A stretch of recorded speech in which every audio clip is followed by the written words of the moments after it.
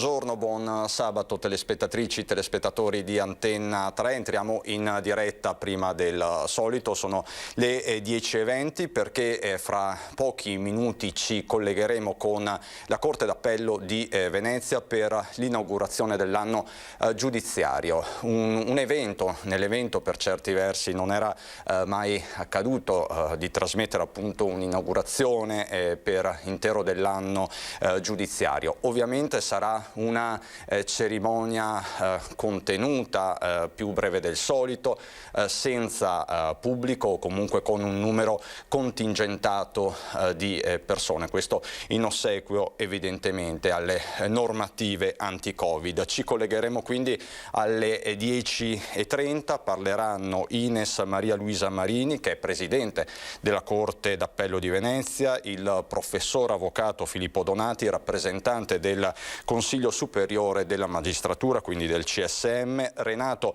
Romano, che è direttore generale dell'Ufficio Centrale degli Archivi Notarili in rappresentanza del Ministero della Giustizia, Giancarlo Buonocore, che è procuratore generale reggente, e da ultimo l'avvocato Giuseppe Sacco, presidente dell'Ordine degli Avvocati di Venezia. Circa un'ora dove ovviamente nel corso della quale saranno messi anche in fila i problemi della giustizia in Veneto e non solo ovviamente. Il tema è di attualità ed è stato svolto anche ieri dalla presidente Marini, che si è concentrata sull'impatto del Covid nei processi sia civili che penali. C'è stato di fatto un blocco generalizzato, tantissimi, troppi rinvii, soprattutto nel ramo processuale civile.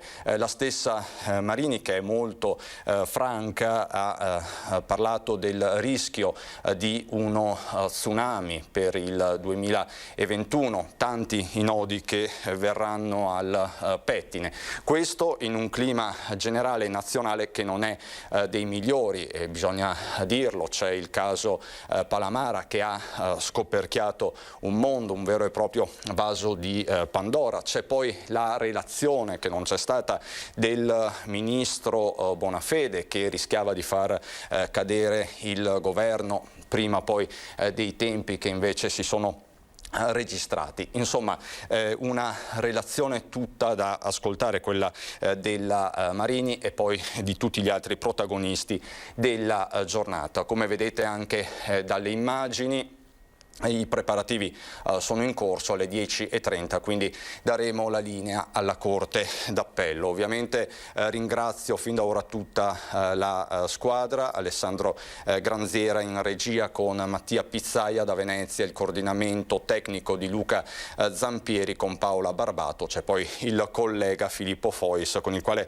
ci collegheremo subito dopo la cerimonia di inaugurazione dell'anno giudiziario. Ma ovviamente non c'è solo questo fronte, sono tanti i fronti di cui dobbiamo darvi conto in questo ultimo sabato di gennaio. Ieri sera la decisione del CTS, ratificata dal Ministero, con il Veneto che ritorna dopo tanto tempo in fascia gialla, questo a partire da lunedì. Dobbiamo sottolinearlo perché ieri sera c'è stata parecchia confusione in merito, un vero e proprio, lo abbiamo chiamato giallo nel giallo, perché appunto non si capiva benissimo quale fosse il termine di decorrenza del nuovo decreto ministeriale. Fatto sta che si parte quindi lunedì da domenica, quindi a mezzanotte.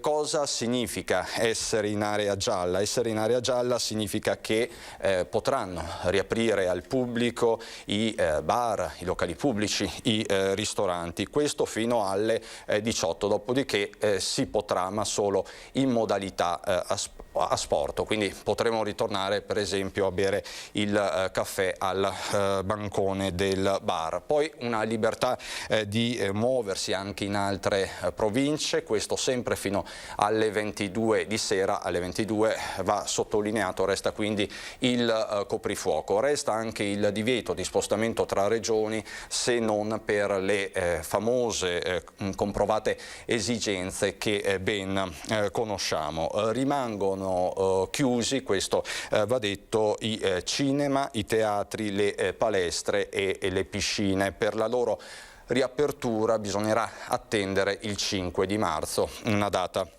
che era già stata fissata subito dopo Natale di fatto, e che ha creato tante proteste.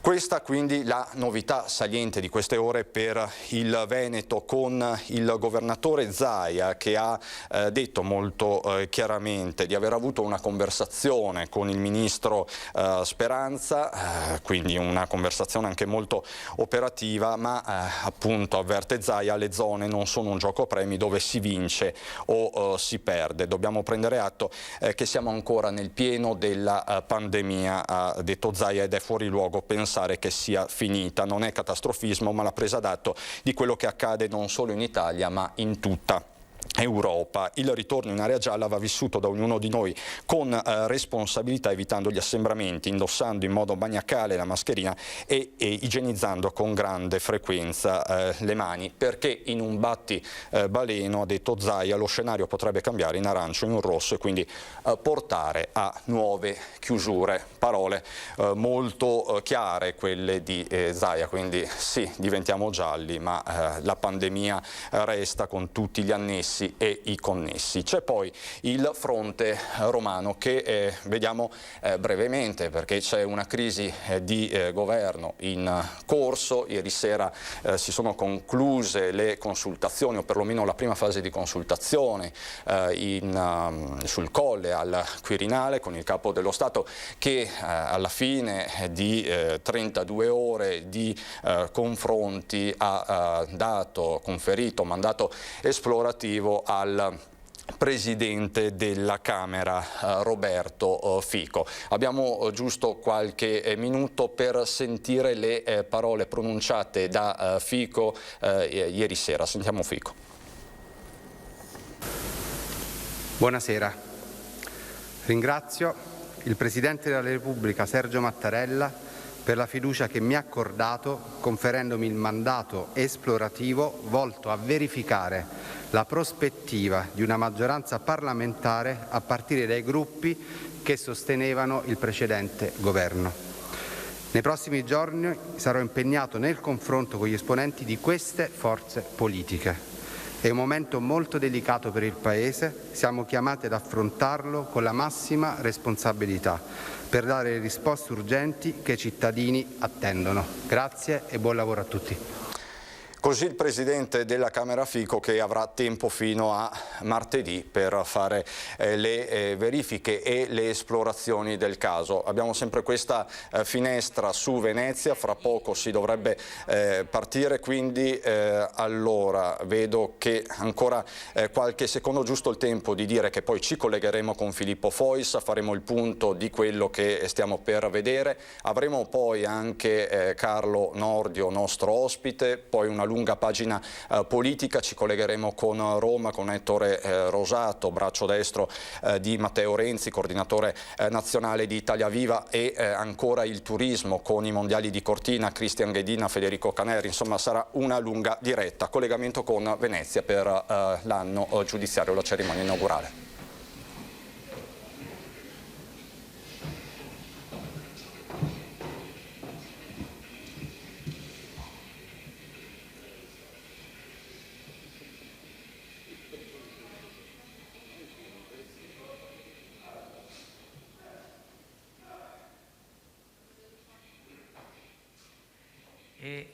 In piedi fa ingresso il Procuratore Generale della Repubblica con i sostituti Procuratori Generali della Repubblica.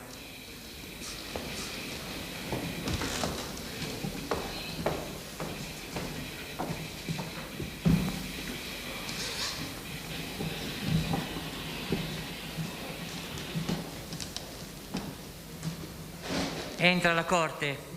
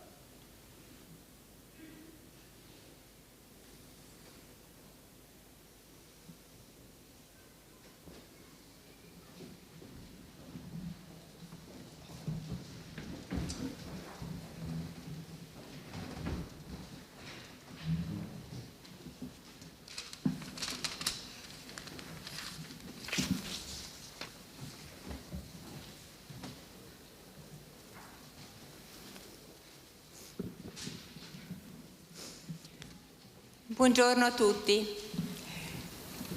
Nell'aprire questa assemblea voglio innanzitutto ringraziare coloro che hanno voluto partecipare a questa cerimonia, a cominciare dal nostro patriarca, così testimoniando ancora una volta la importanza che attribuiscono alla giustizia nel nostro territorio.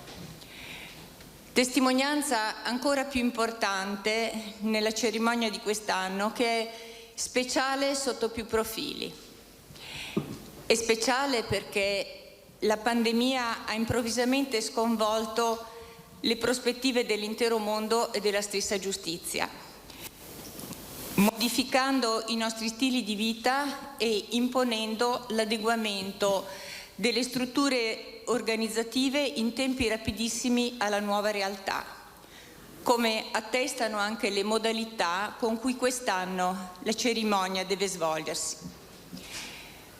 La Corte d'Appello di Venezia e il suo distretto, muovendosi nel pur angusto ambito consentito, hanno retto la sfida, utilizzando l'emergenza sanitaria anche come catalizzatore del cambiamento e del processo di filiera. L'azione unitaria del distretto nei settori di comune interesse, promossa congiuntamente dagli uffici di vertice, ha consentito di moltiplicare l'effetto delle azioni organizzative e di utilizzare in modo ottimale il generoso e straordinario supporto che le istituzioni del territorio, e tra esse l'Azienda Sanitaria di Venezia e il Consiglio dell'Ordine degli Avvocati di Venezia, hanno dato per il funzionamento della giustizia anche durante l'emergenza epidemiologica. Per questo ringrazio in modo particolare la Procura Generale per avere agito sempre all'unisono con la Corte. È stata ed è una collaborazione essenziale che rappresenta un modello a cui tendere nella gestione degli uffici giudiziari. Desidero poi ringraziare coloro che hanno reso possibile celebrare questa cerimonia. Innanzitutto il Presidente della Corte, Presidente del Tribunale di Venezia, perché l'ha generosamente ospitata nella sua sede, più idonea rispetto a quella della Corte per le regole anticontagio, e la Guardia di Finanza perché ha fornito l'indispensabile supporto tecnologico, contribuendo così a rendere speciale la cerimonia anche sotto questo profilo. Questa però è anche per me è una cerimonia speciale perché è la mia ultima inaugurazione dell'anno giudiziario, essendo prossima la scadenza del mio mandato per raggiunti i limiti di età. È dunque l'occasione di dare anche pubblicamente conto del mio lavoro nei quasi 4 anni di presidenza della Corte. Qui mi concentrerò sui punti essenziali, rinviando alla relazione scritta per gli approfondimenti. A causa della pandemia, secondo le indicazioni del Consiglio Superiore della Magistratura, gli interventi sono stati limitati a quelli istituzionali. Io rispetterò il tempo a me assegnato nello sviluppo della relazione che segue e chiedo agli altri di fare altrettanto. Quando mi sono insediata come Presidente di questa Corte il 14 luglio 2017, l'ufficio era esattamente come mi aspettavo.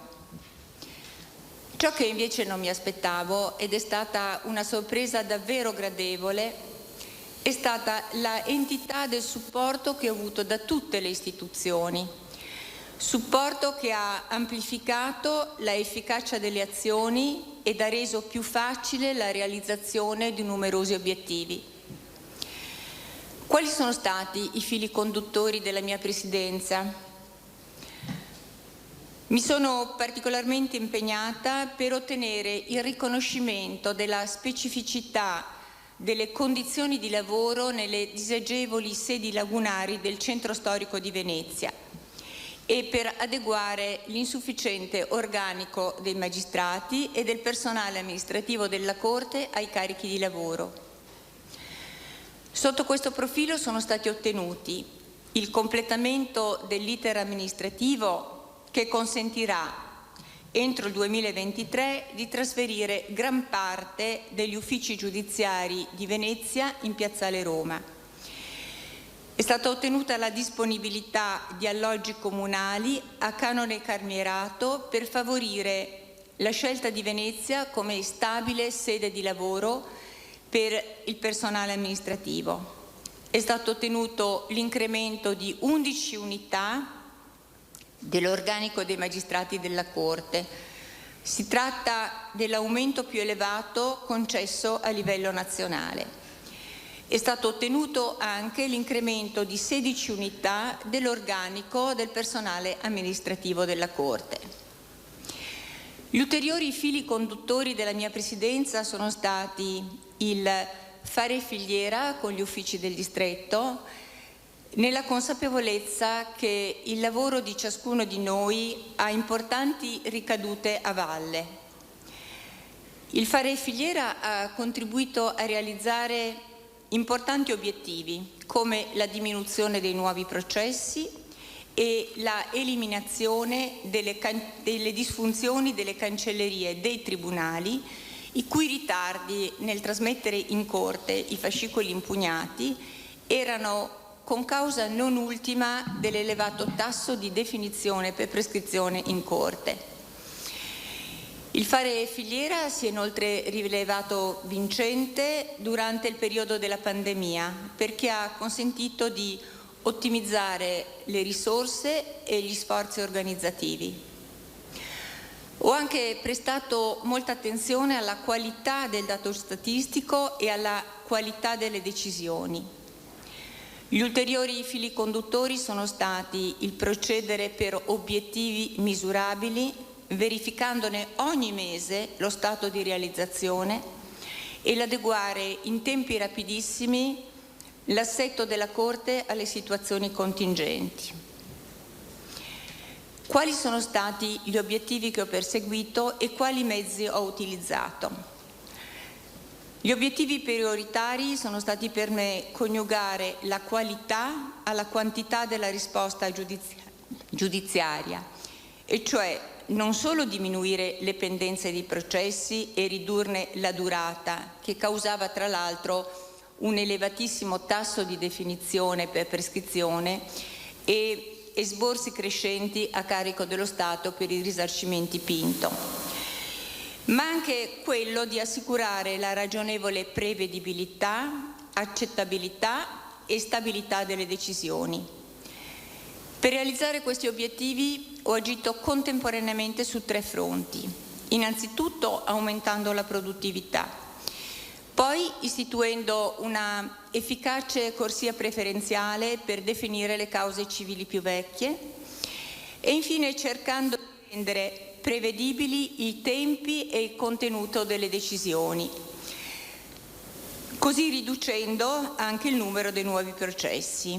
Come ho realizzato questo obiettivo? Innanzitutto attraverso la cosiddetta giurisprudenza predittiva, finalizzata a disincentivare le cause con scarsa possibilità di successo. Poi attraverso il confronto diretto tra i giudici di primo e di secondo grado, finalizzato a comporre eventuali contrasti interpretativi perché alimentano il contenzioso. E poi attraverso la trasmissione ad ogni giudice dell'esito delle impugnazioni proposte contro i suoi provvedimenti. Iniziativa finalizzata anch'essa a uniformare e a rendere prevedibili le decisioni e a migliorarne la qualità. Sempre nell'obiettivo di arginare la domanda di giustizia, nel settore civile sono state emanate linee guida per tutto il distretto finalizzate ad utilizzare in concreto le procedure deflattive di cui il giudice già dispone e troppo spesso invece non applicate. Nel settore penale sono state adottate iniziative per raccordare il numero dei processi a quanto il sistema nel suo complesso è in grado di definire nel merito e non per prescrizione, coinvolgendo in questo anche la magistratura requirente a cui compete in primo luogo arginare i flussi perché è posta all'inizio della filiera giudiziaria. Ho dato inoltre notevole impulso alla informatizzazione e alla digitalizzazione che hanno consentito di abbattere i tempi di lavoro e i costi che la precedente gestione cartacea comportava. Così, in questa ottica, sono stati stipulati protocolli che hanno esteso convenzionalmente nell'intero distretto il processo civile telematico a settori che invece per legge ne sono ancora esclusi, dalla sua obbligatorietà ovviamente. È stato reso operativo il programma che ora consente al Procuratore Generale di apporre in via telematica il proprio parere e il proprio visto nei procedimenti civili che prevedono il suo intervento, e sono stati anche digitalizzati gli esami, i compiti degli esami avvocato, per cui ora l'interessato può scaricarne direttamente le copie da una piattaforma online. Quali sono stati i risultati in Corte d'Appello? Nel settore civile sono progressivamente diminuite le iscrizioni dei nuovi processi e sono diminuite le pendenze, del meno 31,3% nel settore civile ordinario e del meno 11,6% nel settore lavoro. È stato abbattuto l'arretrato, che è passato dal 48,7% del giugno 2017 al 17% del 31 dicembre 2020. È stata ridotta di quasi del 25% la durata media dei procedimenti civili, che ora rispetta il termine massimo di durata di 2 anni previsto dalla legge. Nel settore penale è stato ridotto il numero di definizione laddove era dovuto alle disfunzioni del settore amministrativo e non invece alla scelta organizzativa di lasciar morire i processi che non avevano alcuna possibilità di essere definiti nel merito nelle fasi successive. Anche nei tribunali del distretto i risultati sono stati ottimi perché hanno ridotto le pendenze finali, la durata media dei procedimenti civili è stata sempre mantenuta nell'arco dei 3 anni previsto dalla legge ed è stato inoltre ridotto l'arretrato nel settore civile. Ai positivi indici di quantità si sono accompagnati anche positivi indici di qualità, sia per la Corte che per i tribunali, perché i tassi di accettazione e di stabilità delle decisioni sono state in linea o addirittura migliorative rispetto al dato medio nazionale. Come ha inciso la pandemia sul sistema giustizia? Certamente ha rallentato il cammino virtuoso intrapreso, però la Corte di Venezia, grazie alla sua duttilità organizzativa, anche nello scorso anno giudiziario è riuscita ugualmente a raggiungere ed anzi a superare nel settore civile gli obiettivi di produttività e di definizione dell'arretrato che si era prefissata prima della pandemia. Inoltre la Corte è riuscita ad esaurire, come programmato, il contenzioso immigrazione. Ricordo che erano oltre 1.600 procedimenti al 30 giugno 2019.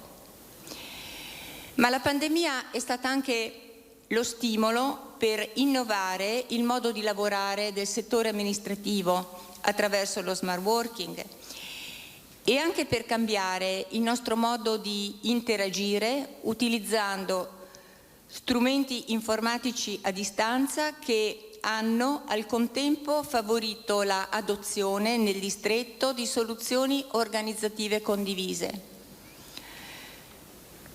La informatizzazione indotta dalla pandemia ha modificato anche il modo di concepire gli spazi lavorativi, perché in prospettiva non renderà più necessarie sedi giudiziarie ampie e costose, potendo il lavoro essere in gran parte svolto da remoto.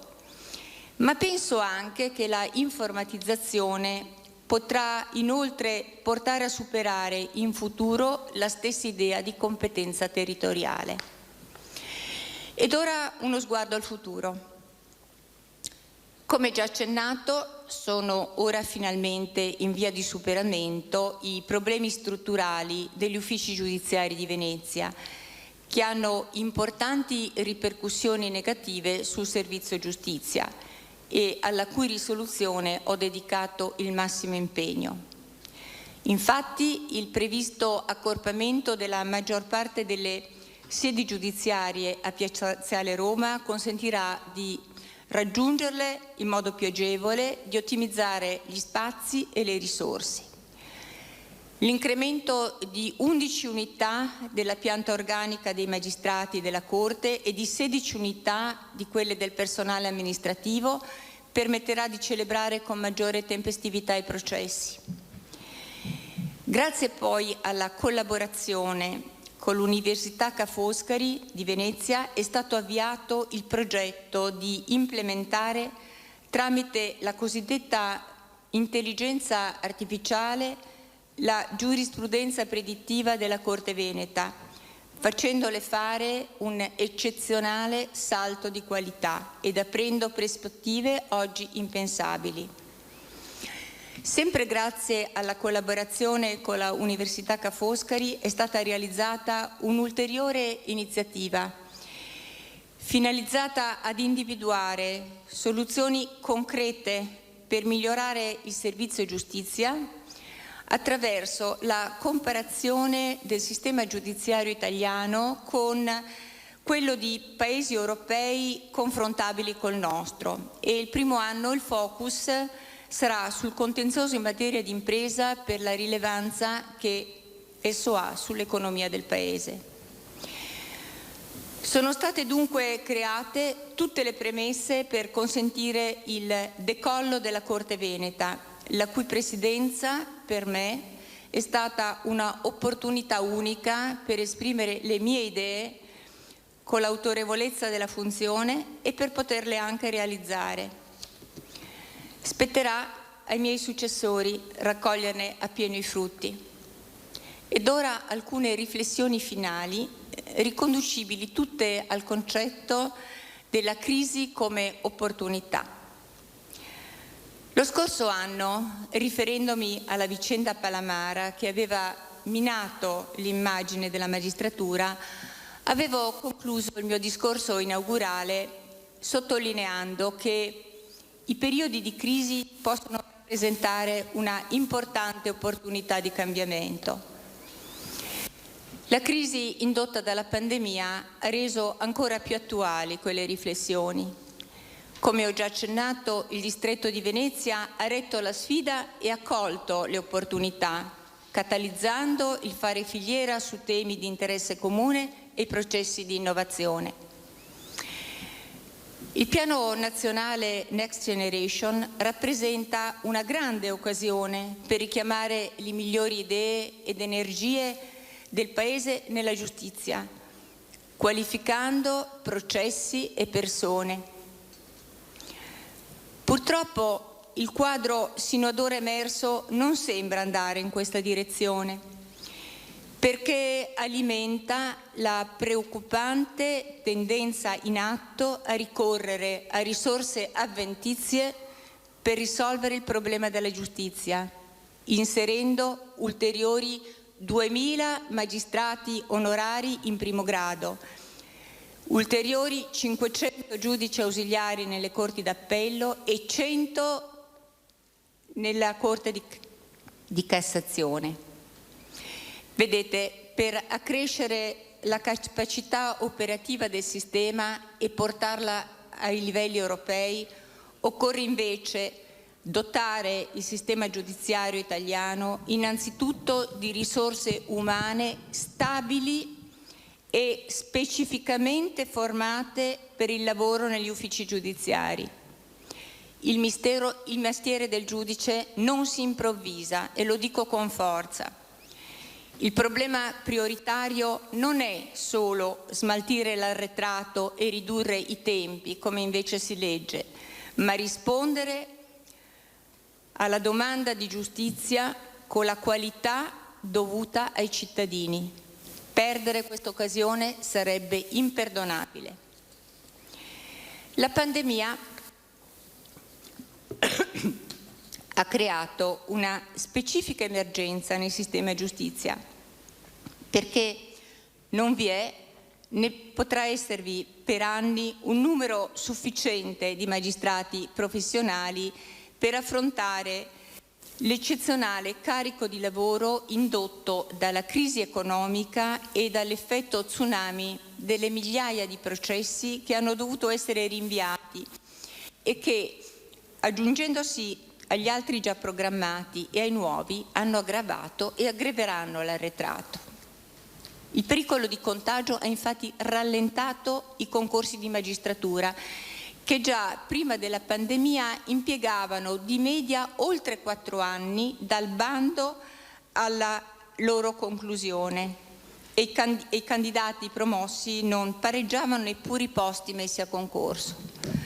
Già oggi a livello nazionale manca oltre il 13% dei magistrati. E allora, quali possono essere le opportunità praticabili nell'immediato? La soluzione più semplice è ridurre il tirocinio, attualmente di 18 mesi, dei giovani magistrati e trattenere temporaneamente in servizio i magistrati che raggiungono l'età pensionabile. Quando poi si potranno espletare nuovamente i concorsi, occorrerà ridurre drasticamente i tempi di accesso alla professione di magistrato, riformando il sistema di reclutamento. Certamente non è una soluzione, neppure ponte, quella prevista da legislazione dell'emergenza, laddove alla mancanza di magistrati ha di fatto affidato le corti d'appello alla magistratura onoraria, elevandone l'organico al 61,5% di quello dei togati.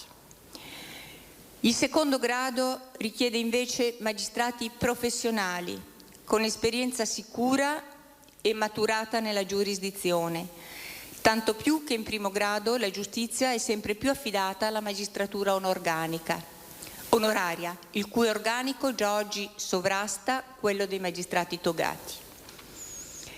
È inoltre fondamentale che venga realizzata nei trasferimenti la sincronizzazione tra ingressi e uscite dei magistrati, con la relativa osmosi delle conoscenze e delle competenze, come avviene in altre amministrazioni. Ciò invece non accade nel mondo della giustizia ed ha effetti devastanti, perché gli uffici vengono di colpo, con un trasferimento, vanificati i processi realizzati in un perverso e ricorrente effetto di tela di Penelope. Vivere e lavorare a Venezia è più disagevole e costoso ed occorre prenderne atto. Occorre perciò estendere al personale amministrativo che lavora nelle sedi giudiziarie lagunari il medesimo trattamento previsto per altri dipendenti del medesimo Ministero della Giustizia che operano in sede disagiate. Occorre poi introdurre procedure concorsuali riservate a chi risiede nella Regione Veneto per evitare la continua diaspora del personale verso altre sedi. E infine, conclusioni mie personali sulla vicenda Palamara. Un'altra giustizia è possibile. Sembra che la magistratura italiana e il potere politico non abbiano colto l'opportunità di cambiamento nella crisi che ha minato l'immagine della magistratura. Dopo 1 anno e mezzo siamo ancora al punto di partenza e con una situazione resa ancora più grave dalla pandemia. Come ho detto lo scorso anno, a mio avviso non vi può essere una soluzione diversa dalla elezione dei componenti togati del Consiglio Superiore della Magistratura tra una rosa di candidati previamente sorteggiati tra tutti i magistrati. Solo così si può sperare di arginare, ma forse non elidere, il potere delle correnti e di ricondurle al luogo di confronto di idee e non invece al mezzo per costruire carriere e centri di potere. Occorre colpire il sistema al cuore e occorre farlo con coraggio e determinazione. Invece si pensa di risolvere ogni cosa con la riforma del sistema elettorale del Consiglio Superiore della Magistratura e con l'espulsione del singolo, facendone un capro espiatorio. Così, fingendo di ignorare che nessuna riforma elettorale può evitare accordi spartitori e consentire il successo a candidati che non siano sostenuti dall'apparato correntizio e che il potere del singolo trovava linfa in una rete ramificata di connivenze. Occorre in ogni caso circoscrivere la discrezionalità del Consiglio Superiore nelle nomine, privilegiando l'esercizio effettivo dell'attività giurisdizionale rispetto a quella svolta fuori luogo, compresa quella presso il Consiglio Superiore, perché essa presuppone pur sempre l'indispensabile supporto delle correnti. Occorre poi ridurre rispetto agli attuali 8 anni la permanenza massima in un ufficio direttivo, per evitare radicazioni pericolose nel territorio e cristallizzazioni nella gestione dell'ufficio. Occorre limitare fortemente il numero dei magistrati fuori ruolo, prevedendo inoltre che gli incarichi presso i ministeri vengano conferiti in esito ad interpello e con criteri trasparenti. Occorre arginare la burocrazia delle regole del nostro autogoverno, che solo formalmente dichiara di valorizzare la capacità direttiva dei capi degli uffici, ma di fatto ne limita il potere gestionale, e ciò più per la tutela di singoli rispetto a quella della funzionalità del servizio giustizia. Occorre poi sfatare il mito del giudice manager, perché i dirigenti degli uffici giudiziari, a differenza dei manager, e vi assicuro che la differenza è fondamentale, non dispongono delle risorse che vengono decise da altri, non possono scegliere i propri collaboratori e la loro attività gestionale è ingabbiata dal Consiglio giudiziario e dal Consiglio Superiore della Magistratura. Mi ha molto colpito la frase che lo scorso settembre il dottor Palamara ha pronunciato nelle sue difese davanti al Consiglio Superiore della Magistratura. Questa è la frase: fino al 2008 ho fatto lo scribacchino di atti, poi la posizione nella vita politica mia e associativa mi ha dato un altro ruolo. Ho vissuto un'altra vita, una vita di rappresentanza. Ecco, io credo che in questa frase sia sintetizzata la drammatica crisi di ruolo della magistratura, che dovrebbe invece tornare ad essere scribacchina. Dovrebbe cioè tornare ad avere l'orgoglio di amministrare la giustizia, scrivendo le sentenze e svolgendo il lavoro per il quale ha superato il concorso ed è pagata, lasciando invece ad altri la vita di rappresentanza. Per questo oggi, che è la mia ultima cerimonia inaugurale, ho voluto indossare questa doga, che era appartenuta a mio padre quando era procuratore generale a Milano e prima di lui a Guido Raffaelli, che era stato presidente di questa Corte d'Appello dall'agosto 1956 al marzo 1961. 2 magistrati che erano arrivati ai vertici della magistratura facendo solo il lavoro di giudice, di scribacchini, come li definisce con malcelato disprezzo il dottor Palamara. Ho donato questa toga alla Corte di Venezia il giorno del mio insediamento come Presidente, per il forte valore simbolico che essa riveste, di continuità e di decoro delle istituzioni. E davvero mi piacerebbe che ogni mio successore la indossasse all'atto del suo insediamento, a testimonianza di quei valori oggi spesso dimenticati. Senza cultura e senza umanità la giustizia muore. E con questo concludo e dichiaro aperta l'Assemblea.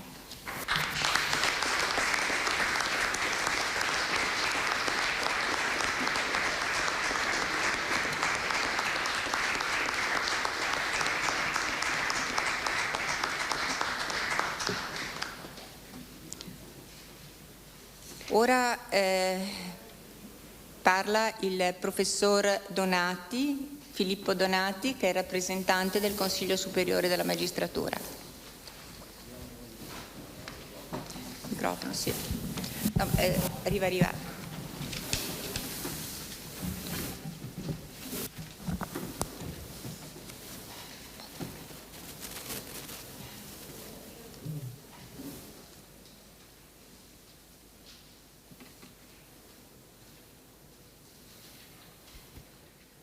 Benissimo. Allora,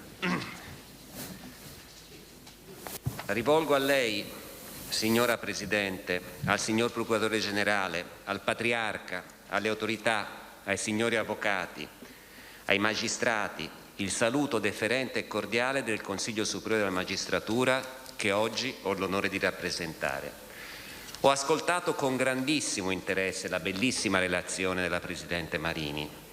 E vorrei partire proprio da un cenno che la Presidente ha fatto alla situazione di crisi. Una crisi che è triplice, perché è una crisi che oggi stiamo affrontando mondiale, europea e nazionale.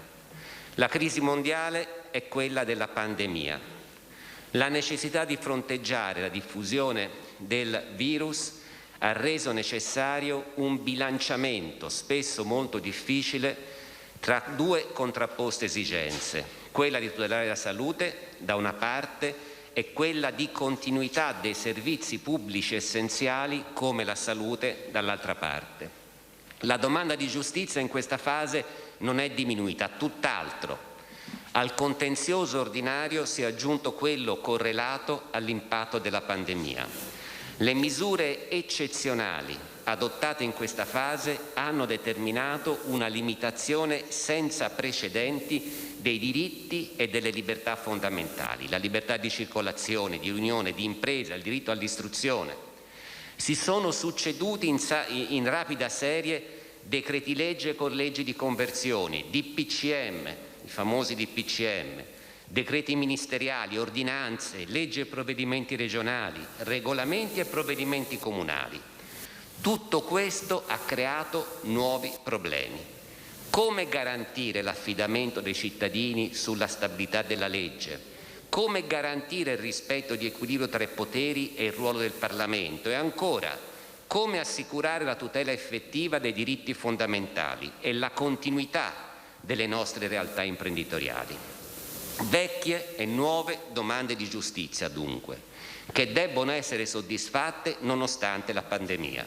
I capi degli uffici giudiziari sono stati gravati di enormi compiti, hanno dovuto adottare misure organizzative per limitare al minimo i contatti personali e nello stesso tempo permettere lo svolgimento del servizio giustizia attraverso soluzioni inedite. Ce ne ha parlato il Presidente Marini. Abbiamo assistito ad una dematerializzazione del processo, come mai si era avuta prima. Udienze cartolari, udienze online, partecipazione al processo da remoto, camere di consiglio virtuale, smart working.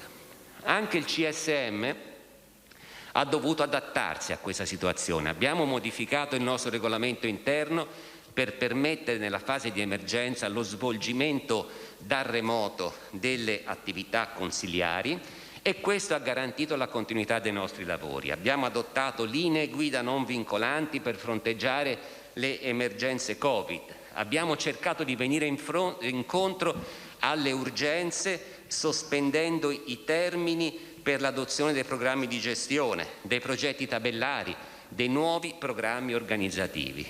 I piani di tirocinio dei magistrati non sono stati sospesi, sono stati riorganizzati attraverso un ampio utilizzo del lavoro online, in modo da permettere l'immissione di nuove risorse che sono fondamentali nel nostro sistema.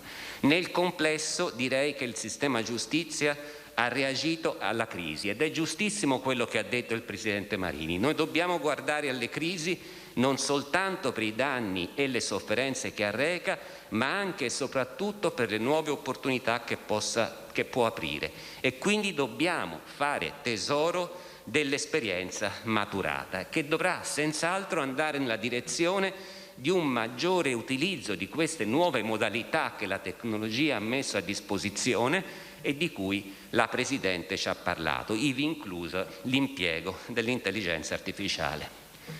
La seconda crisi è una crisi europea e riguarda la crisi dello Stato di diritto. Sappiamo quello che sta succedendo in alcuni paesi europei, in particolare in Polonia. C'è stato un intervento molto forte della Commissione europea, della Corte di Giustizia è una situazione che ci preoccupa perché la garanzia di una tutela giurisdizionale effettiva da parte di giudici autonomi e indipendenti è un presupposto essenziale per il corretto funzionamento dell'Unione Europea e per la tutela dei diritti fondamentali dei cittadini dell'Unione. Il Consiglio segue con preoccupazione questa crisi attraverso un'attiva partecipazione alla rete europea dei consigli della magistratura, che ho l'onore di presiedere. E questo impegno si basa sulla convinzione che i nostri cittadini e le nostre imprese devono poter contare su un adeguato livello di protezione di diritti da parte di giudici autonomi e indipendenti non soltanto sul territorio nazionale, ma all'interno dell'intera Unione Europea. La terza crisi, vi dicevo, è quella nazionale e riguarda proprio il CSM. La principale critica che da tempo, che ancora oggi giustamente si muove al Consiglio, riguarda il ruolo delle correnti e i condizionamenti che hanno imposto le correnti nelle decisioni più importanti, a partire dal conferimento degli incarichi direttivi e semidirettivi, valutazioni di professionalità e quant'altro. Abbiamo fatto con la rete europea dei consigli della magistratura una ricerca da cui è emerso a livello dei giudici italiani una diffusa convinzione che ai vertici della carriera si arriva non soltanto per meriti personali e questo è molto molto preoccupante. La vicenda Palamara, che ha portato alla dimissione di 6 consiglieri del Consiglio, ha evidenziato, come ha detto il Capo dello Stato, un quadro sconcertante e inaccettabile. E quindi noi dobbiamo reagire alla mancanza di fiducia dei cittadini nella giustizia attraverso una serie di riforme volte a ripristinare appunto la fiducia dei cittadini nel sistema giustizia. Il Presidente Marini ci ha indicato alcune possibili riforme, ne discuteremo, ne stiamo molto discutendo. Quello che è certo è che è necessario un cambio di marcia in primo luogo all'interno della magistratura, cioè occorre che ciascuno faccia il proprio ruolo avendo ben presente che è il servizio giustizia quello che deve essere offerto ai cittadini. Quindi le correnti debbono cessare un atteggiamento autoreferenziale di potere e cercare di diventare luoghi di dibattito e di confronto di idee sulla giustizia come erano anticamente. E poi all'interno del nostro Consiglio, io come consigliere laico insieme ai miei colleghi cerchiamo di lavorare affinché sia garantita la correttezza dell'operato e sia salvaguardata quell'esigenza di imparzialità e di indipendenza che deve essere alla base dell'operato del Consiglio e di ciascun singolo giudice. Vengo alle conclusioni con un breve accenno alla situazione del distretto e uno sguardo verso il futuro. Il Consiglio segue con attenzione le esigenze del distretto di Venezia. Lo scorso anno abbiamo pubblicato 4 bandi per la copertura di 16 posti negli uffici giudicanti e requirenti di primo e secondo grado. La pianta organica è stata incrementata, ma ad oggi c'è una scopertura del 14%. A breve prenderanno servizio 12 MOT, i magistrati ordinari in tirocinio, che parzialmente colmeranno questo gap. Il Consiglio ovviamente farà tutto il possibile per ovviare il prima possibile a questa scopertura. L'applicazione extradistrettuale di un magistrato al Tribunale di Venezia è stata disposta nella consapevolezza della situazione di emergenza che si è verificata in materia di immigrazione e di protezione internazionale. Ora, non c'è dubbio che la pandemia ha messo a nudo le inefficienze del nostro sistema giustizia, inefficienze che ovviamente si riflettono anche sul distretto di Venezia. Oggi però l'Europa ci mette a disposizione grandi risorse per investimenti in infrastrutture e in personale che sono necessarie. Ad esempio lo smart working di cui ci parla la Presidente richiede che tutti i funzionari abbiano a disposizione delle attrezzature, dei computer portatili, una infrastruttura tecnologica che permetta un accesso veloce e sicuro agli archivi di cancelleria e quant'altro. Quindi per ottenere e sfruttare queste risorse che per noi sono indispensabili occorrono progetti concreti e un piano di riforma e effettivamente, come ha detto la Presidente, se sapremo sfruttare questa occasione riusciremo a migliorare la qualità e l'efficienza della nostra giustizia. Passo alle conclusioni. Concludo dicendo che io ho veramente apprezzato la relazione della Presidente. Effettivamente l'attività svolta in questo distretto ha dato grossi frutti. Partendo da una situazione assai difficile sono stati apportati importanti miglioramenti. Quindi permettetemi di congratularmi con la Presidente, ma non solo, direi con tutti i magistrati e con tutto il personale amministrativo e di augurare sinceramente buon lavoro a tutti, nell'auspicio che la magistratura di questo distretto continui a garantire l'insostituibile servizio giustizia nell'esclusivo interesse dei cittadini. Ecco perché voglio esprimervi, a nome del Consiglio che rappresento, sincera riconoscenza accompagnata da un forte incitamento a proseguire in un percorso virtuoso. Auguri di buon lavoro e buon anno giudiziario a tutti.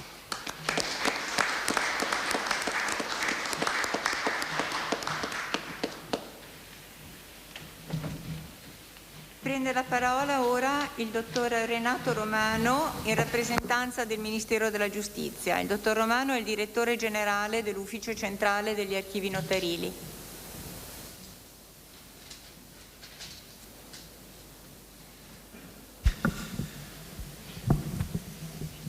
Direi che va bene.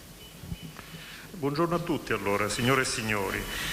Io sono davvero molto contento di poter esprimere in questa città, che non è una città qualunque, in questa città di Venezia, in questo distretto, a nome del Ministro, un sentito ringraziamento per il lavoro che è stato svolto in questo anno, che non è stato un anno qualunque, per la costante e preziosa collaborazione che i magistrati, togati, onorari, il personale amministrativo, l'avvocatura hanno saputo assicurare sin dall'inizio dell'emergenza sanitaria, pur con le gravose complessità organizzative connesse alle misure di lockdown che tutti conosciamo. Io ho ascoltato con vivo interesse la relazione, che direi molto intensa, molto vibrante, della Presidente Marini, e ho apprezzato in particolare sia la coraggiosa rivendicazione e valorizzazione del lavoro svolto, abbiamo indici di ricambio favorevoli, anche con buone prestazioni in quest'ultimo difficilissimo anno, ma ho apprezzato anche le sottolineature critiche, perché vedete, io penso che l'alta magistratura, ma l'insieme delle classi dirigenti di un Paese, se hanno coraggio, devono esprimere la propria lealtà nei confronti dello Stato, non soltanto con un supino consenso, ma anche mettendo a disposizione qualcosa di più, un ragionamento di più, un'analisi critica. Di questo abbiamo bisogno. Dopodiché le decisioni sono comuni e in queste tutti ci riconosciamo, ma c'è bisogno di un pensiero plurale che si alimenti anche di sottolineature, soprattutto se esposte con intelligenza e con passione. Quindi com'è andato quest'anno? È stato difficile per tutti, sotto tutti i profili. Tuttavia a livello nazionale sia i tribunali che le corti, quantomeno nel settore civile, hanno prodotto risultati molto buoni, insomma. Certo c'è stata una contrazione della sopravvenienza, ma nell'insieme gli indici di ricambio sono stati favorevoli, sia in primo che in secondo grado. Al 31 dicembre dello scorso anno le pendenze sono diminuite. Vi do due numeri, io in genere credo molto ai macronumeri, ecco, mi perdonerete se non dirò i decimali, però certo con riguardo alle corti noi abbiamo avuto 230.000 avevamo 230.000 pendenze alla fine del 2020 e siamo andati un po' sotto quelli che erano i volumi con cui ci siamo misurati alla fine del 2019. La stessa cosa per i tribunali, anche se con una dimensione molto ridotta. Allora, soprattutto nel secondo semestre, nella cosiddetta fase 2, che poi è stata complicata perché noi abbiamo avuto una remissione dei livelli di contagio, delle nostre preoccupazioni, e poi dopo l'estate un riaccentuarsi anche in misura, se vogliamo, più intensa, più pericolosa. Nell'insieme comunque gli indici di smaltimento, soprattutto con riguardo al civile, sono stati favorevoli, 1,12 nelle corti d'appello e 1,08 nei tribunali. Allora, come abbiamo vissuto questo periodo? Come Ministero si è cercato di trattenere un'interlocuzione il più possibile fitta con gli uffici giudiziari, con tutti gli operatori della giustizia. Questo è avvenuto quasi dall'inizio, dall'insorgenza del rischio epidemiologico. Io me lo ricordo quel periodo, io ero in quella che fu chiamata alla fine di febbraio come la cabina di regia. Ci incominciamo a incontrare così, non sapevamo neanche, ci distanziavamo un po', non c'erano mascherine, poi abbiamo incominciato a sviluppare qualche videoconferenza. Insomma, questo concorso si è avvalso comunque di piattaforme informatiche che abbiamo dispiegato piuttosto velocemente, e a ciò si è accompagnato anche una serie di iniziative organizzative volte a consentire la prosecuzione e gradualmente, per quanto è stato possibile, la ripresa dell'attività giudiziaria, che in questo distretto comunque ha subito, devo dire, poche contrazioni. Questo è uno dei territori dove si è fatto di più, con maggiore continuità. Allora, nonostante l'emergenza sanitaria, come Ministero si è comunque riusciti ad assumere 1163 unità di personale amministrativo. Non sono molte, rappresenta circa un quarantesimo, un trentesimo, un 35esimo della dotazione di personale nostra, quindi un apporto non clamoroso. Però voi ricordiamo da come siamo partiti. Io che da un po' di tempo mi occupo di gestione in questo Ministero. Adesso sono direttore generale degli archivi notarili, da 5 anni, ma per tutto il resto della mia carriera sono stato nell'organizzazione giudiziaria. Io me li ricordo i tempi in cui veniva menato vanto del fatto che ogni 5 persone, ogni 5 impiegati che andavano in pensione ne assumevamo uno soltanto. Me li ricordo i tempi in cui si esprimeva disprezzo verso il direzionamento di risorse finanziarie nei confronti della giustizia e più in generale dell'apparato pubblico, perché si diceva che tanto erano soldi persi, che meno si investiva e più si risparmiava. E adesso il clima è cambiato, anche se ci misuriamo con una difficoltà che è considerevole. Un analogo impegno è stato riservato al personale di magistratura, portando a compimento l'aumento delle piante organiche di 600 unità, previsto già con legge di bilancio 2019. E da ultimo, con decreto ministeriale del 14 settembre scorso, sono state rideterminate le piante organiche degli uffici giudiziari di merito, tribunali, uffici di sorveglianza, uffici minorili, prevedendo una distribuzione in aumento di 422 unità complessive. Ancora da ultimo, il 30 ottobre 2020 è stata inviata al Consiglio Superiore della Magistratura la proposta di determinazione delle piante organiche flessibili distrettuali. Si tratta di un contingente di magistrati di circa 170 unità destinate ad ovviare alle criticità di rendimento o anche a sopperire a scoperture momentanee, contingenti che discendono da vicende quali possono essere aspettative per malattia, maternità, eccetera. Un impegno forte è stato riversato nelle politiche di digitalizzazione, alla remotizzazione dei processi, per consentire il lavoro anche remotizzato appunto del personale amministrativo. Si è accresciuta l'accessibilità dei registri, che erano impenetrabili da luoghi che non fossero i nostri uffici.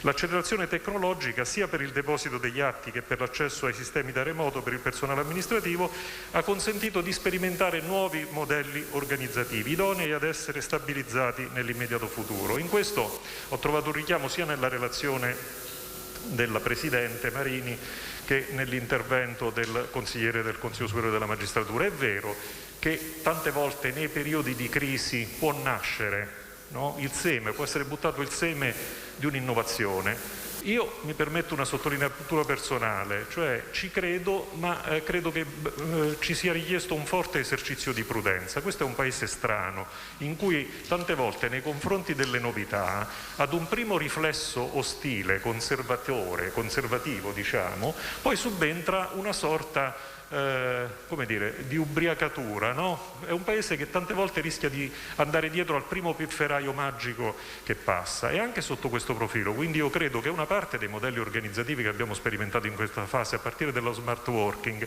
possa essere stabilizzata, ma con prudenza. Non me la immagino una pubblica amministrazione che si regga sullo smart working, sinceramente. Io personalmente non ho fatto un giorno di smart working, di lavoro agile, sono stato in ufficio tutti i giorni, un po' perché, come dire, attingo ad una cultura professionale forse un po' romantica, no? Sicuramente non modello Schettino, per cui credo che i capi debbano stare per primi, lo Stato Maggiore deve combattere davanti alla truppa, ma anche perché credo che alcune cose richiedano presenza, dopodiché tante altre attività invece possono essere utilmente svolte da remoto, e credo che la sintesi che dovremo essere capaci di condurre sarà proprio questa: riuscire ad alternare fasi di lavoro in presenza con fasi di lavoro da remoto, ma questo a valle rispetto ad un ragionamento di reingegnerizzazione delle modalità di erogazione dei servizi, che non deve smarrire neanche un attimo di avere come punto di riferimento il destinatario, il cittadino. Noi serviamo alla fine il cittadino, diamo servizi al cittadino, non esercitiamo semplicemente una funzione. Anche nel sistema penitenziario l'azione del Ministero si è concentrata sulla priorità della massima tutela della salute di coloro che vivono e operano in ambito carcerario. Si è cercato per quanto possibile, è stato l'anno delle rivolte in tanti carceri, abbiamo cercato di trattenere inalterata la qualità dell'offerta trattamentale e anche di consentire con modalità diverse, qui è stata preziosa la tecnologia, il trattenimento e la continuità delle relazioni familiari delle persone detenute. Per quanto concerne l'esecuzione penale minorile, si è ulteriormente valorizzato l'istituto della messa alla prova e si è rinnovato l'impegno sui temi della giustizia riparativa.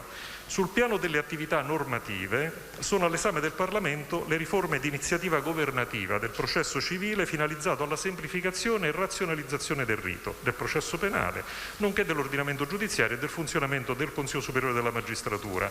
Si tratta di un impianto che, rispondendo a reiterate raccomandazioni dell'Unione Europea, funge da presupposto per la concessione delle linee di finanziamento disciplinate dal regolamento Next Generation. E quanto alle risorse finanziarie, insomma, una sottolineatura al fatto che quest'anno abbiamo lambito i 9 miliardi a disposizione dell'insieme del Ministero della Giustizia e dell'attività giudiziaria, ma anche dell'attività riconducibile al sistema carcerario. 9 miliardi sono qualcosa di più dei 7 miliardi e mezzo che abbiamo avuto nel decennio precedente. Alla fine degli anni 90 eravamo arrivati addirittura un anno ad avere meno dell'1% del bilancio statale devoluto alla giustizia. Questi sono volumi importanti. In particolare il Ministero, all'interno del Recovery Plan, ha quindi puntato su un piano straordinario per la giustizia che nella sua declinazione operativa prevede uno stanziamento ulteriore di 2,3 miliardi. Quello è quello che ci consentirà poi di attuare e monitorare le diverse linee di innovazione riconducibili al Piano Nazionale di Ripresa e Resilienza. Insomma, conclusivamente,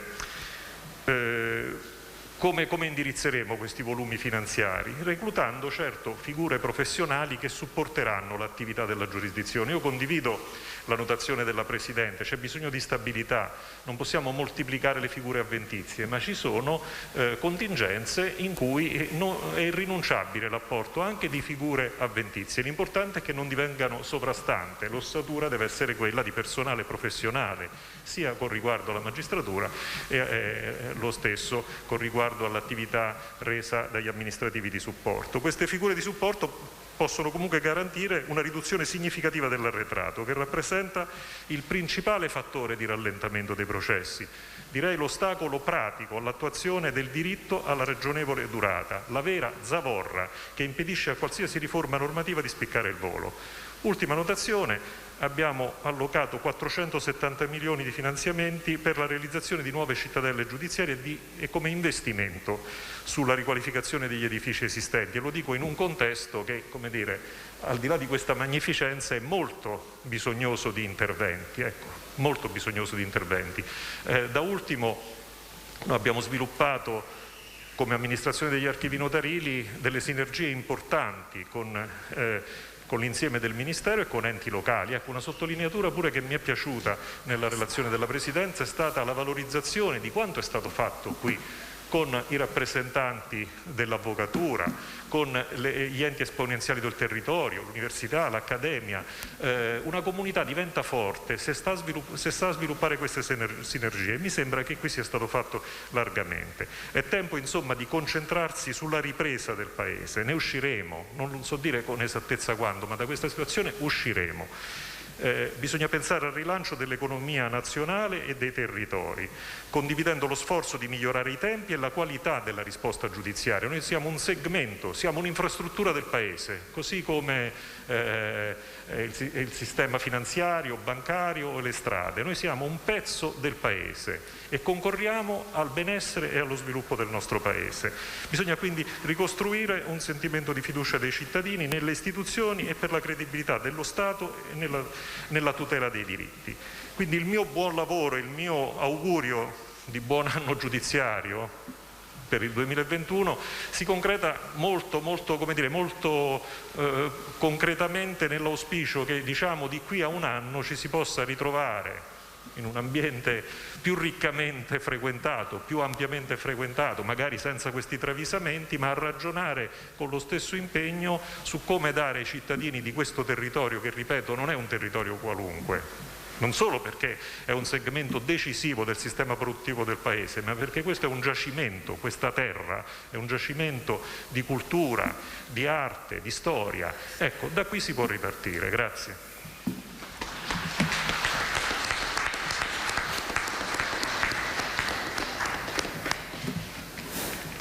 Ora farà il suo intervento il Procuratore Generale Reggente, Dottor Giancarlo Bruno Core. Grazie Presidente. Ho molto apprezzato il suo intervento e parto dall'approccio. Non posso che associarmi ai suoi saluti e ringraziamenti, a cominciare dal primo magistrato d'Italia, il Presidente Mattarella, che è tale in quanto presiede il Consiglio Superiore della Magistratura e della cui saggezza c'è tanto bisogno, e non solo in rapporto alle questioni della giustizia. Un saluto e un ringraziamento alle autorità presenti che hanno coraggiosamente raggiunto in epoca di pandemia quest'Aula, quelle che non sono potute essere presenti, ai magistrati giudicanti del distretto, a quelli requirenti ovviamente, ai quali mi lega un peculiare rapporto. Svolgo questa attività, mi verrebbe da dire faccio questo mestiere, ma forse è troppo irriverente questa espressione, da circa 43 anni, al professor Donati, rappresentante del CSM,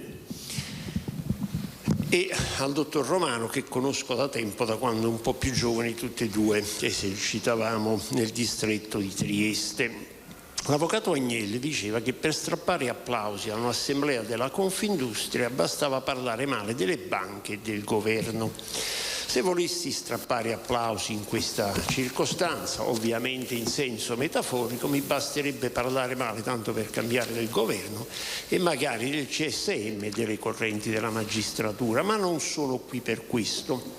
Sono qui per cercare di contribuire nel mio piccolo a dare un senso a questa cerimonia, che è importante per due ragioni. Innanzitutto perché richiama l'attenzione su uno dei momenti più qualificanti, su una delle articolazioni essenziali di uno Stato di diritto, l'esercizio della giurisdizione, ovviamente dopo la tutela della salute, ma anche in qualche modo la funzione manageriale di apparire come una relazione sull'andamento, come si farebbe a un'assemblea degli azionisti. E siccome, se mi si passa l'espressione irriverente nei confronti del lessico tradizionale, i nostri azionisti sono i cittadini, ossia il popolo in nome del quale si officia la giustizia, e i cittadini che, pagando le tasse, per fortuna molti lo fanno, sorreggono di fatto il peso del fenomeno giustizia.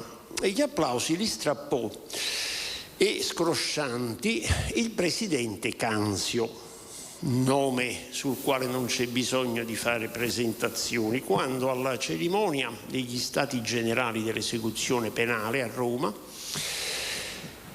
dal palcoscenico sul quale era salito avendo il ministro Orlando, ottimo ministro, peraltro non voglio fare delle critiche politiche, riferisco un fatto, disse: signor ministro, per favore basta clausole di invarianza finanziaria. Spero di sbagliare, ma l'effetto che ottenne fu che in alcune leggi, anziché di invarianza, si parlava di neutralità finanziaria. Quando noi magistrati ci lamentiamo, sembra che ci lamentiamo, e magari siamo anche fastidiosi, di chissà che finezza. La realtà è che, pur apprezzando qualsiasi iniziativa, particolarmente quella della Presidente con le quali ho lavorato gomito a gomito, come suol dirsi, sia nei periodi di reggenza, questo e quello precedente, sia quando c'era il Presidente Mura, oltre all'intelligenza artificiale, la giustizia predittiva, va tutto benissimo, purché ovviamente sia non qualcosa in luogo di, ma qualcosa in più. Se qualche collega pigro pensa che premendo un pulsante si troverà la sentenza già fatta, per fortuna non è così.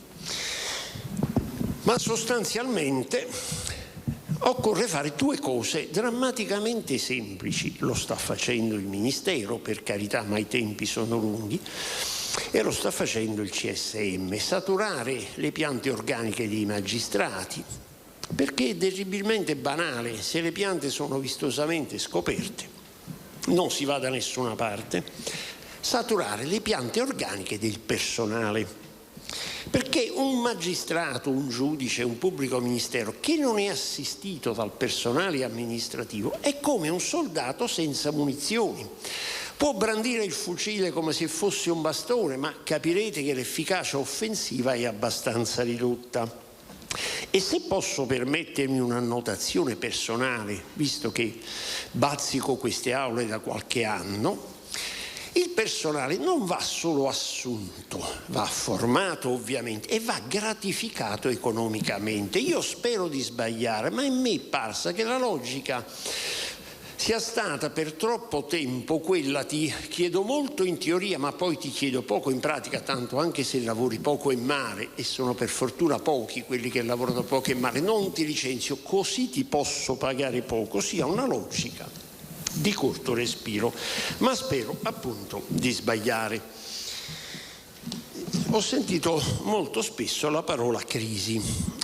Alcuni sostengono, probabilmente è una clamorosa inesattezza, ma a me fa piacere in questo momento pensare così, che in lingua cinese, e non cito a caso la Cina perché da lì è cominciato tutto, ahimè, e forse dai pipistrelli, forse da un laboratorio, non lo sapremo mai, la parola crisi si esprime con due ideogrammi: uno pericolo vuol dire e l'altro opportunità. Ecco, fingiamo che il significato della parola Cina della crisi sia questo: cogliamo questa opportunità.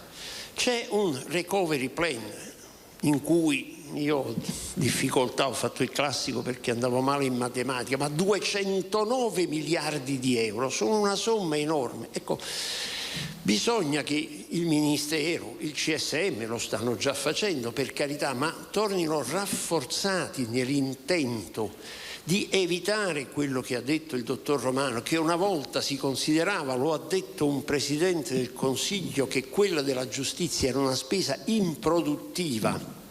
È una cosa assolutamente inesatta e mi esprimo con un eufemismo. Se è vero che si dice che gli investitori stranieri, e probabilmente è così, non investono in Italia perché la giustizia non è affidabile, perché è lenta, perché è macchinosa, perché, e qui sposo la tesi della Presidente, è imprevedibile, mentre il concetto di ragionevole prevedibilità della decisione a partire dal caso Contrada ha avuto cittadinanza nel nostro ordinamento, e allora bisogna subito far qualcosa, modificare il rito, certamente, ma spendere. Noi abbiamo fatto i processi da remoto. Presidente Citterio, che siede alla destra della Presidente, lo sa bene. Sicuramente è stato meglio che non farli, sicuramente siamo riusciti in qualche modo a farli, ma erano processi conditi da Catanzaro: vi vediamo ma non sentiamo. No, noi da Roma sentiamo e non vi vediamo. E chiedetene, se non mi credete, contezza al Presidente dell'Ordine degli Avvocati che mi siede di fronte, chiedete alla Presidente Linda Arata che razza di udienze di sorveglianza abbiamo fatto in un'aula in cui non arrivava neanche il segnale wireless. Quindi se si spende non è una spesa improduttiva, è una spesa imprescindibile, necessaria a tacere dal fatto che stiamo parlando di una delle principali articolazioni dell'attività di uno Stato che ha la legittima ambizione a definirsi Stato di diritto. E non è un caso che la parola sia quella. Ho molto apprezzato il richiamo ai 2 tsunami che ci hanno colpito. Non è un'espressione mia, è un'espressione della Presidente della Corte, ma è un'espressione che il 10 settembre 2020 ha adoperato il Presidente, Avvocato Professor Ermini, Presidente del CSM, alla presa di possesso del Procuratore Generale Mura, che è stato qui per 3 anni e sarà sempre costantemente rimpianto per la qualità della sua attività.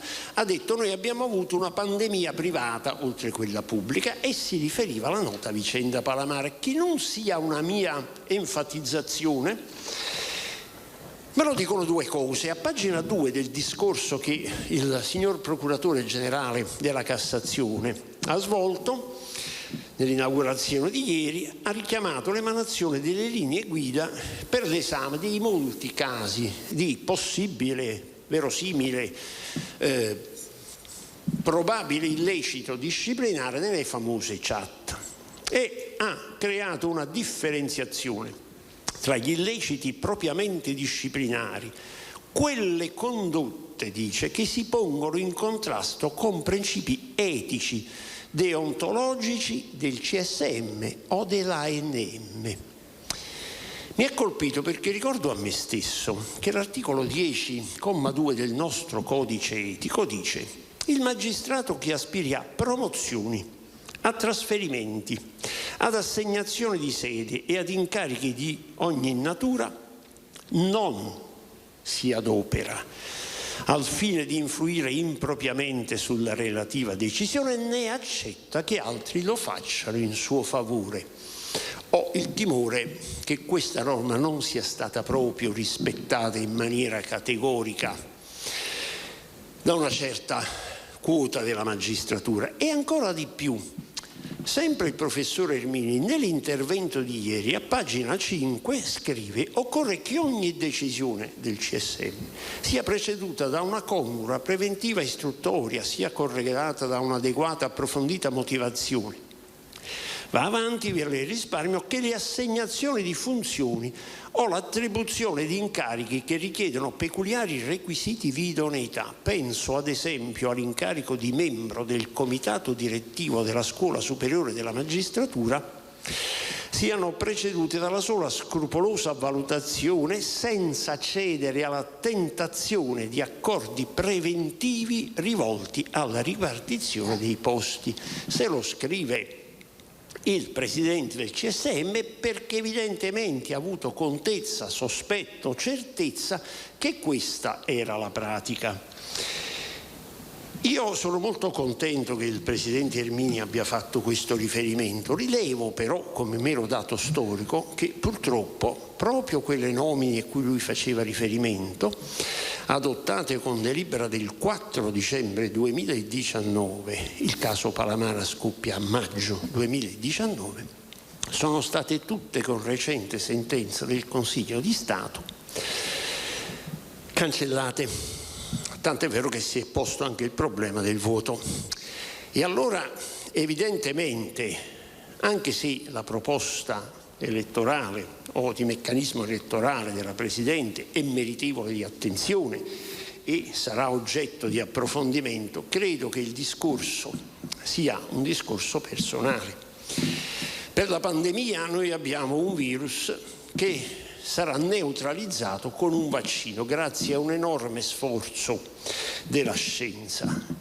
Qui è la magistratura che deve fare uno sforzo etico, perché non ci sono vaccini per il caso Palamara. O noi troviamo al nostro interno gli anticorpi, monoclonali o non che siano, per sconfiggere questo male, e sarà dura e difficile, o se no quell'appannamento cui faceva giustamente cenno il professor Donati, componente del CSM, sarà sempre più appannata, e se perde credibilità il servizio giustizia, lasciatemi usare questa espressione, perde credibilità tutto il Paese, tutti noi.